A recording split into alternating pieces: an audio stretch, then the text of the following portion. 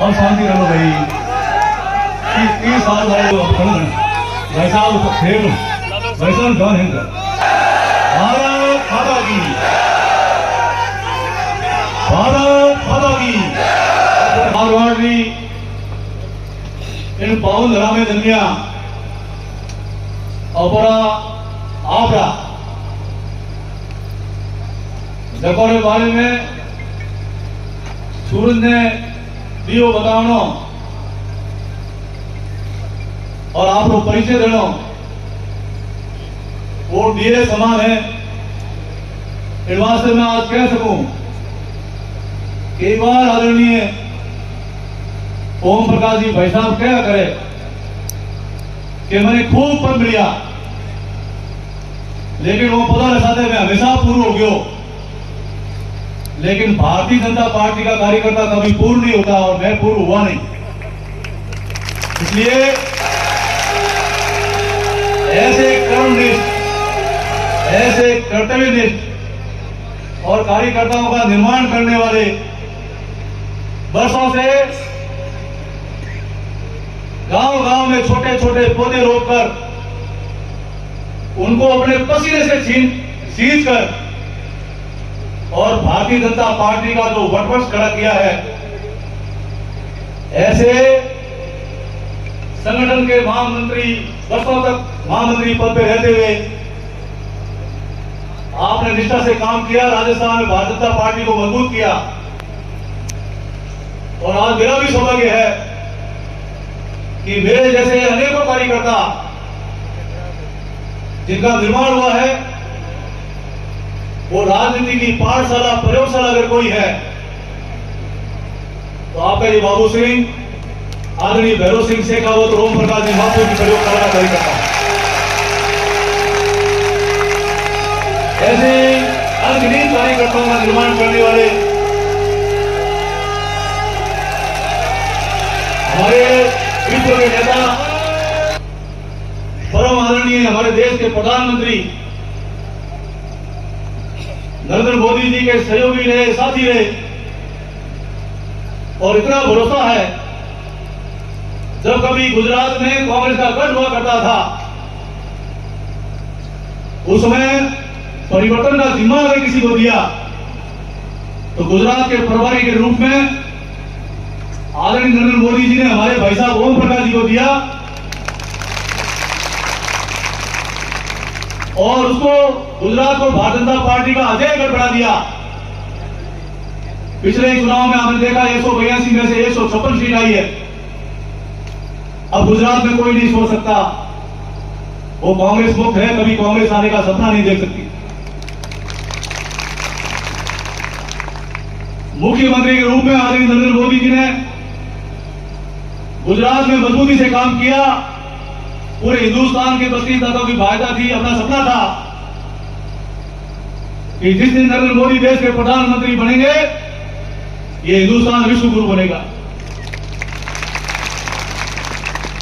ऐसे मजबूत नेता का साथ देने वाले, नेता तैयार करने वाले ओम प्रकाश जी भाई साहब मुख्यमंत्री से गुजरात से वो प्रधानमंत्री बने। आप सांसद रहे, प्रदेश अध्यक्ष रहे, अभी छत्तीसगढ़ के प्रभारी है। ये हमारा सौभाग्य है कि आदरणीय ओम प्रकाश जी भाई साहब हमारे मारवाड़ में जाए जिनमें हमारे अपने सबूत हैं। इसलिए सीना चौड़ा होता है और गर्व से हमें फख्र होता है कि हमें ऐसा नेता मिले जिन्होंने हमेशा कार्यकर्ता को चिंता की। मां चामुंडा के चरणों में मैं आज कह सकता हूं कि राजस्थान की 200 विधानसभाओं में सबसे ज्यादा व्यक्तिगत कार्यकर्ताओं को कोई पहचानते हैं, जानते हैं, नाम से पुकारते हैं, उस युग पुरुष, उस शख्स का नाम ओम प्रकाश महतो है। इसलिए आपका स्वागत करते हुए हम गर्व हो रहा है। और जब आप 2013 में प्रदेश अध्यक्ष बनकर के इसी रास्ते बड़ौदी से शेरगढ़ पधारे थे तो मां चामुंडा का आपने आशीर्वाद दिया था और 2013 में प्रचंड बहुमत से भारतीय जनता पार्टी की सरकार राजस्थान में बनी। उस समय कार्यकर्ताओं का सम्मेलन था। मैं भाई साहब से आग्रह करना चाहता हूं कि परिवर्तन संकल्प यात्रा केवल यहां पर स्वागत कार्यक्रम था। तब शेरगढ़ के कार्यकर्ताओं को पता लगा, परसों ही 4 बजे फोन आया कि ओम प्रकाश जी भाई साहब बदल रहे हैं। तो सबने एक खुशी की लहर थी कि हम ओम प्रकाश भाई साहब को सुनना चाहते हैं, उनका मार्गदर्शन चाहते हैं। इसलिए वो स्वागत सभा को आम सभा में तब्दील कर दिया। एक दिन में ही आप इतनी बड़ी संख्या में पधारे। रास्ते में भी भव्य स्वागत शेरगढ़ की सूरों वीरों की धरती पर किया। इसलिए मैं मेरी तरफ से और आप सब कार्यकर्ताओं की तरफ से जोरदार करतब ध्वनि तालियां बजा करके आदरणीय ओम प्रकाश जी भाई साहब का आप स्वागत है।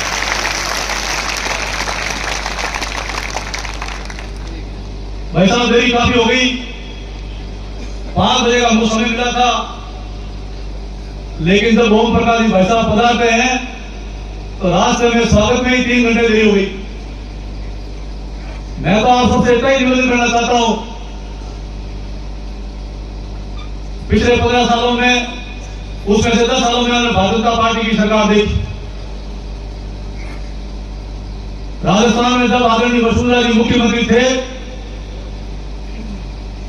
तो शेरगढ़ की धरती पर उनका बहुत बड़ा एहसान, 400 करोड़ रुपए की हिमालय पेयजल योजना, उसके बाद में मुख्यमंत्री सबके लिए विद्युत योजना में घर घर बिजली, हमारे देश के प्रधानमंत्री आदरणीय नरेंद्र मोदी जी प्रधानमंत्री बने तो उन्होंने कहा कि प्रत्येक घर में बिजली आनी चाहिए।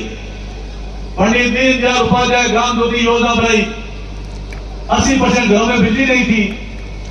मोदी जी की उस योजना ने कायाकल्प किया और जिन लोगों ने 500 रुपए डिमांड भरा, आज हमारे घोड़े समागम कर रहे हैं, हर घर बिजली पाती नहीं पाती होता। जैसा मोदी जी का बिजली का सपना था, वैसे ही सपना हर घर में नल लगेगा, नल से जल आएगा और जल जीवन मिशन अभियान कराया। अगले 50 साल तक मेरी हिंदुस्तान की प्यारी जनता को मीठा हिमालय का पानी मिलना चाहिए। लेकिन दुर्भाग्य है, बजट की कोई कमी नहीं, पैसे की कोई कमी नहीं। यहां पर कांग्रेस की सरकार आ गई, अखंड भ्रष्टाचार में डूबी हुई है।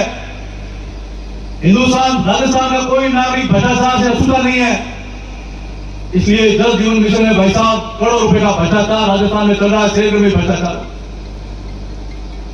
हुआ नहीं, बताओ जल जीवन मिशन में कहीं काम हुआ? किस प्रकार का भ्रष्टाचार? सड़कों में प्रधानमंत्री ग्राम सड़क योजना में जाल बिछे, मुख्यमंत्री सड़क योजना बनी, गौरवपथ बने। स्कूलों में क्या आनंद आया था? राजस्थान का शिक्षा मॉडल आज पूरे विश्व में लागू हो रहा है, हिंदुस्तान में लागू हो रहा है। 12वीं तक प्रत्येक पंचायत मुख्यालय स्कूलें बनी, एक भी अध्यापक खाली नहीं थे।